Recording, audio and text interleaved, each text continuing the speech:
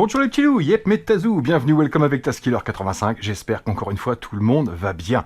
Aujourd'hui on va parler encore mini voiture, on va parler de Sneaklo qui évolue encore énormément bien sûr. J'ai deux nouveautés à vous annoncer et je vais vous en montrer une, la prochaine arrive très bientôt, vous vous en doutez. Donc juste avant de parler de ce petit Wrangler, je vous rappelle bien sûr qu'aujourd'hui c'est le tirage au sort pour savoir qui a gagné l'Ultimea Apollo P40, le petit projecteur vidéo qu'on avait vu il y a pas très longtemps. Donc ça, rendez-vous dans la outro pour savoir qui a gagné ce petit cadeau très sympa, je pense. Il y a de longues soirées d'hiver en perspective devant un grand écran, j'imagine. Un petit peu de spoil? Allez, un petit peu de spoilage. On verra très bientôt, je pense pour samedi, peut-être bien, la nouvelle WLToy 124008 avec une garde au sol monstrueuse. Ça va jumper, je vous l'assure. Semaine prochaine, je pense qu'on fera une petite semaine high-tech, je sais pas, mais pas de RC. On verra ensemble le petit Wambo projecteur, le Wambo TT, et justement on en profitera pour faire un petit comparatif vite fait des images des deux. Donc petit projecteur, encore une fois, à pas trop cher, et après on augmentera en gamme, j'espère. Je suis en train de faire des pieds et des mains pour vous montrer des projecteurs vidéo un petit peu plus performants, un petit peu plus puissants et forcément un petit peu plus chers. Et sinon, enfin, on verra ensemble le nouveau petit Doogee S100 Pro. Qu'est-ce qu'il a de spécial? Il est monstrueux. C'est un pavé. C'est une brique. Mais il a une bonne raison pour ça et on le verra ensemble, bien sûr. Donc aujourd'hui, je vous parle du petit Wrangler de chez Sneaklo. Petit 4x4, encore une fois. Vous vous souvenez, on avait vu ensemble le petit Y60. C'était leur premier jet. C'était plutôt sympa. Moi, j'adore le système mini voiture en 4 roues motrices spécialement pour le franchissement et le tout-terrain. Et là, ils nous ont sorti un nouveau petit véhicule avec quelques améliorations. Donc aujourd'hui, je vais pas refaire la review totale sur ces petits engins. Donc si vous voulez plus de détails, je vous mets la petite fiche. Hop, du petit Y60 qu'on avait vu ensemble. Là, je détaille tout, la radiocommande, le masque, etc., etc. Là, aujourd'hui, je n'ai reçu que la petite voiture. Alors, ce petit Wrangler existe en plusieurs versions. Déjà, vous avez différentes couleurs. Vous avez du bleu, du jaune vert et du orange. Et comme d'habitude, vous pouvez avoir la version voiture seule avec la caméra, la voiture plus la radiocommande ou le pack FPV complet. Pendant qu'on est dans les nouveautés de chez Sneaklo, ils m'ont envoyé une nouvelle petite voiture qui cette fois-ci se pilotera directement en Wi-Fi avec un smartphone. Mais donc un petit véhicule un petit peu moins cher que cela et qui je pense intéressera beaucoup plus les enfants, les plus jeunes bien sûr, pour pouvoir piloter avec le smartphone directement. Bien sûr, vous pouvez toujours commander la radiocommande à part, vous pouvez commander le petit pack caméra tout seul et même le masque FPV si vous en avez besoin. Donc celle-ci s'adresse à des gens qui ont déjà une radiocommande au minimum, voire une radio plus le masque. On déballe, c'est parti, tac, hop. Donc petite boîte avec tout ce qu'il faut à l'intérieur, on voit le véhicule, la caméra, et j'ai encore un caillou, ça c'est fun. Et hop, toujours ces petites décos. Dans le fond, on a la notice, vous n'en avez jamais besoin quand vous regardez mes vidéos, logiquement. Donc petite déco sympa, hop, qu'on peut garder pour utiliser avec ces petites voitures et se faire un décor. On va ouvrir cette petite boîte. Donc on a, hop, donc le fameux caillou, indispensable caillou, je sais pas s'ils en vendent à part, je crois pas.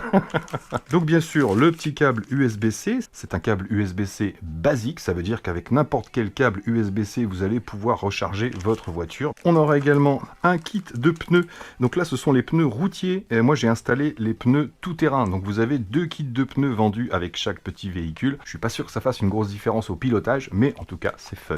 La petite caméra FPV, et enfin le petit Wrangler, le SNT 3010, l'évolution du petit Y60 3005. Et là, on voit tout de suite qu'il y a vraiment une évolution, il y a vraiment des différences entre ces deux véhicules et c'est ce qu'on va voir ensemble. On va pouvoir rouler sur différents terrains, vous l'avez vu un petit peu dans l'intro, mais on va pouvoir rouler sur pas mal de terrains différents à éviter le sable, mais sinon que ce soit du gravier, du gravillon fin, de la moquette, des tapis, etc., on va pouvoir passer sur beaucoup beaucoup de surface, contrairement au Turbo Racing ou autres petites SNT qui, elles, sont vraiment faites pour le plat exclusivement. Donc déjà, à première vue, les différences, eh bien, c'est une différence au niveau de la finition. Un gros pare-choc noir, on va avoir des rétroviseurs qu'on n'avait pas sur l'ancien modèle. Forcément, la petite roue de secours, évidemment, sur l'arrière qui est fonctionnelle, avec un pneu également qu'on va pouvoir démonter et monter sur les roues si jamais vous crevez, ce qui est extrêmement rare. Et sinon, l'autre différence, avant on avait une petite pièce plastique à l'intérieur de la transmission sur les roues avant. Maintenant, la petite pièce est devenue métallique, donc plus résistante, j'imagine, dans le temps. Sinon, les fonctions sont les mêmes, la prise de charge est en dessous, le bouton est juste à côté ici pour allumer le véhicule. Ce qui va changer aussi, c'est la luminosité des LED et des phares. Rappelez-vous, sur le Y60, bon, ça fonctionne, bien sûr, que ce soit les phares ou les clignotants, les feux de recul, le frein, tout ça fonctionnait très bien, mais c'est vrai que sur ce modèle-là, c'était un petit peu discret, alors que là, c'est beaucoup plus puissant. Donc on voit beaucoup mieux les LED. Alors bien sûr, on n'a pas l'éclairage en dessous, comme sur les autres petites voitures de sport, mais là, au moins, on voit bien les LED beaucoup mieux que sur le Y60. Donc bien sûr, il vous faudra une radiocommande, et vous savez que toutes les radios sont compatibles avec toutes les voitures Sniclo, donc j'ai pris une radiocommande d'une de mes voitures, et donc pour relier une voiture à une radiocommande qui n'est pas la sienne, on va simplement allumer le véhicule ici, on voit qu'il se met à clignoter, donc là on va simplement attendre qu'il clignote un petit peu plus vite, et ensuite on va allumer la radiocommande, j'attends que ça clignote, voilà, maintenant j'allume la radio, et je maintiens ce petit bouton en haut pendant 2 secondes,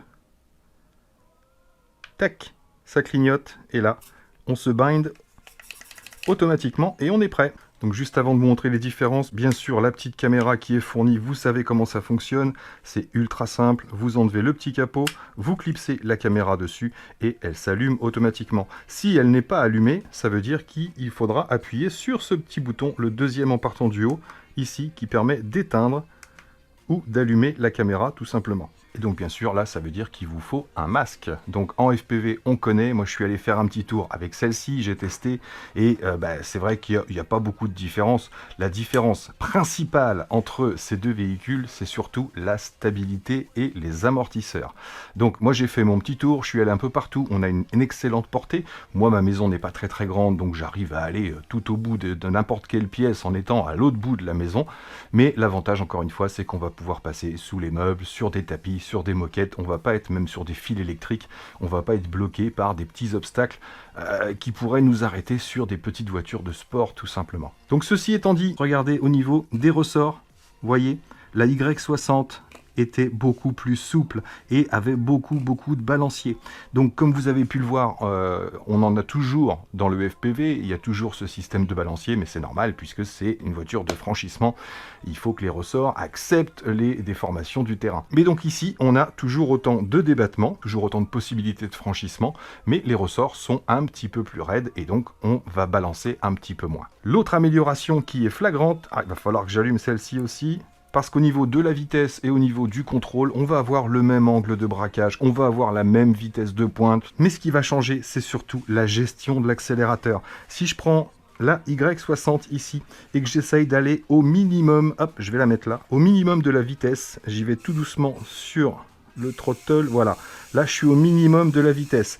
Et en marche arrière, rappelez-vous, ça faisait des petits à-coups sur ma piste. Oh, voilà, le minimum de la vitesse de la marche arrière. Je ne peux pas aller moins vite. Avec le Wrangler, regardez, j'y vais progressivement.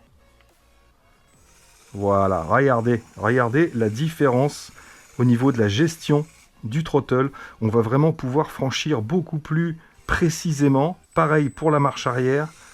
Voilà, regardez. C'est parti pour les deux. Vous voyez, je suis obligé de faire des à-coups avec le Y60.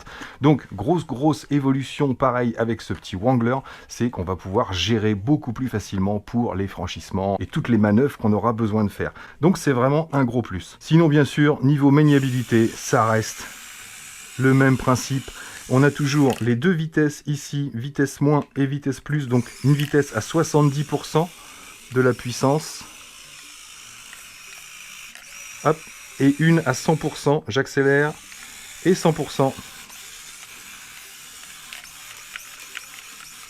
Donc toujours une excellente réactivité avec ces petits véhicules, mais surtout ça évolue. Voilà. Donc moi je voulais surtout vous montrer les différences entre ces deux-là. Donc moins de balancier, des LED un peu plus puissantes, un throttle beaucoup plus réglable que sur l'ancien modèle, et puis bien sûr un design super mignon. Pour les amateurs de miniatures, c'est vraiment top. À l'intérieur, on a toujours la même LiPo 3V7 250 mAh. Tout est pareil à l'intérieur, sauf que sur le Y60, on avait deux emplacements de caméra ici, alors que sur celui-ci, on n'en aura qu'une, mais qui aura un meilleur centre de gravité, parce que rappelez-vous, dès qu'on mettait la caméra sur l'arrière, c'est vrai qu'on pouvait monter beaucoup moins haut, ça avait tendance à se retourner beaucoup plus vite. Donc voilà les amis pour les différences entre ces deux petits véhicules. Moi j'aime beaucoup, voilà, je suis fan, je suis désolé, je ne vous l'offre pas parce que ce sont pour moi des collectors. Ça restera les premiers mini véhicules de franchissement et de tout-terrain en 4 roues motrices à cette échelle-là, et pour moi, voilà, comme je vous l'ai dit, c'est collector. Donc voilà les amis, j'espère que cette petite vidéo vous aura plu, que vous en aurez appris un petit peu plus. Merci à tous d'avoir suivi, merci encore à vous d'être là, et moi là-dessus, il ne me reste plus qu'à vous dire, surtout, on va aller faire le tirage au sort pour savoir qui a gagné le Apollo P40 de chez Ultimea. Sinon, moi là-dessus, il ne me reste plus qu'à vous dire, portez-vous bien, prenez soin de vous et des autres, et à très bientôt dans mes vidéos. Allez, ciao ciao. Yep les amis, l'heure du tirage tant attendu est enfin arrivée pour savoir qui va gagner cette Ultimea Apollo P40. Vous vous souvenez du nom, j'imagine, puisqu'il fallait le mettre dans les commentaires. Je rappelle que tous ceux qui ont mis « je participe », tout ça, il y en a eu quelques-uns, ceux-là n'ont aucune chance de le gagner parce qu'il fallait suivre les règles, bien évidemment. Donc on se retrouve sur la vidéo de l'Apollo P40. Il y a eu 219 commentaires, il y a eu pas mal de petits commentaires rigolos avec des jeux de mots, etc. Hop, on va prendre le lien, bien sûr. Tac, je vois pas ce que je fais avec le gros machin sur les genoux. Je vais sur commentpicker.com, je colle le lien, vous savez comment ça fonctionne. Tac, je fais la multiplication, 6 x 5, 11. Et je récupère les commentaires. Donc 200, 200, 216. C'est plutôt pas mal. Donc c'est parti, on va enfin savoir qui va gagner cette Ultimea Apollo P40. Je fais un peu de suspense ou pas? Allez, je fais des suspense. Allez, tirage dans 3, 2, 1, go! RC, salut David. Alors comme ça on apprécie les tatouages en couleur. Ouais, il donnerait quoi ce tasse projeté par l'Apollo P40 d'Ultimea sur ton bel écran? Bon, déjà, oui, tu as bien utilisé un des 3 termes que j'avais demandé. Donc RC, je t'annonce que tu as gagné l'Apollo P40 qui est juste là. Il n'est pas là pour très très longtemps. Tu vas le recevoir chez toi, tu vas pouvoir t'éclater. Vous voulez voir mon tatouage? Regardez. Hop. Tadam! Il est fini, il est en couleur. Oh, c'est pas super facile de vous le montrer comme ça, mais en tout cas, ouais, il est fini et je suis bien content. Allez, reviens.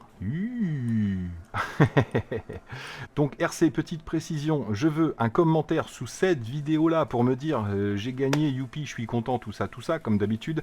Mais surtout, envoie-moi également un mail à taskiller85@gmail.com parce que, comme je le dis régulièrement, je ne vois pas toujours les commentaires. Et on m'a dit que c'est parce que les gens n'étaient pas abonnés. Donc bien fait, si je vois pas les commentaires, vous aviez qu'à vous abonner. Donc RC, pense à m'envoyer un mail en même temps que ton commentaire sous cette vidéo. Donc voilà les amis, je vous laisse là-dessus et on se retrouve pour le prochain concours qui ne devrait pas tarder. Ciao ciao.